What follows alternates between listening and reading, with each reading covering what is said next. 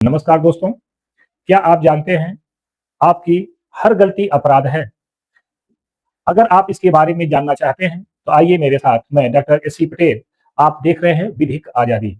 विधिक आज़ादी के माध्यम से आप अपनी सभी समस्याओं का हल निकाल सकते हैं और आपको यह मैं विश्वास दिलाता हूं कि कोर्ट कचहरी से आपको कहीं न कहीं एक हद तक निजात मिल जाएगा। आइए देखते हैं। हर अपराध जो होता है, वह कुछ न कुछ लेकर आता है। हर गलती अपराध नहीं होती है। हर गलती अपराध नहीं होती है। अपराध नहीं होती है, ये ध्यान रखेंगे। हर गलती आपको की अपराध नहीं होती है। ये कौन बताता है अपराध है कि नहीं? BNS 2023 ये बताता है कि कौन सी गलती अपराध है, कौन सी गलती अपराध नहीं है। इसी BNS के आधार पे मैं आपको अपडेट करना चाहता हूं। भारतीय न्याय संहिता जो पहले IPC था, इंडियन पिनल कोड 1960।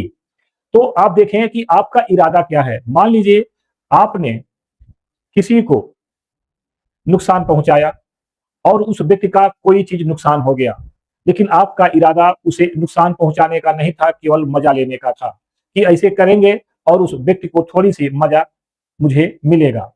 तो अगर उस व्यक्ति का नुकसान हो जाता है, तो आप अपराधी नहीं माने जाएंगे। उसके पीछे आपका इंटेंशन लॉस करने का होना चाहिए, उसे हानि पहुंचाने का, उसे नुकसान करने का, तो यहाँ अपराधी नहीं होंगे। दूसरे पहलू से समझते हैं। मान लीजिए आपने किसी को धक्का दे दिया और वो व्यक्ति गिरा, उसे चोट लग गई, क्या आप अपराधी कहे जाएंगे? नहीं। अगर आपकी मंशा उसे धक्का देकर गिराने का या चोट पहुंचाने का नहीं था, तो आप अपराधी नहीं माने जाएंगे। ध्यान रखें, अगर आपकी मंशा साफ है, आप बिना किसी को हानि पहुंचाए कोई एक्शन करते हैं, तो आप अपराधी नहीं माने जाएंगे। आपको भारतीय न्याय संहिता आपको बचाएगी, किसी भी हालत में बचाएगी। मान लीजिए आप एक डॉक्टर के पास गए, डॉक्टर ने आपको दवा लिखा, वह दवा आपको नुकसान किया, जिसकी वजह से आप परेशानी में पड़े, तो क्या यह अपराध है? नहीं। डॉक्टर ने जिस मंशा से आपको दवा लिखा था, वह दवा आपके उस बीमारी से संबंधित था, वह दवा आपके बॉडी के अनुसार सूट नहीं किया या रिएक्ट कर गया, तो डॉक्टर अपराधी नहीं माना जाएगा। मान लीजिए डॉक्टर ने ऑपरेशन किया, किसी कारण से मरीज को कोई हानि पहुंच गई, तो डॉक्टर जिम्मेदार नहीं है, क्योंकि डॉक्टर ने जान बचाने के लिए ऑपरेशन किया था, वह किसी को मारने के लिए नहीं। लेकिन ध्यान रखें, अगर डॉक्टर की मंशा आपको नुकसान पहुंचाने का या आपसे फायदा लेने का, इलीगल बेनिफिट लेने का है, तो डॉक्टर वहां दोषी माना जाएगा। तो भारतीय न्याय संहिता आपके साथ हर समय तैयार रहता है, आपके मंशा के अनुसार। सबसे बड़ी चीज है यहाँ मंशा। अगर आप इसे कानूनी रूप से देखना चाहते हैं कि कानून में क्या कहा गया है और वकील महोदय लोग या जज महोदय लोग किस एंगल से इसे देखते हैं, तो आप मेरे चैनल विधिक अधिकार पे जाकर के वहां से देख सकते हैं। वहां आपको चैप्टर और सेक्शन वाइज इसका डिटेल मिल जाएगा और आपको इसके बारे में विस्तार से एक अवसर मिलेगा समझने का।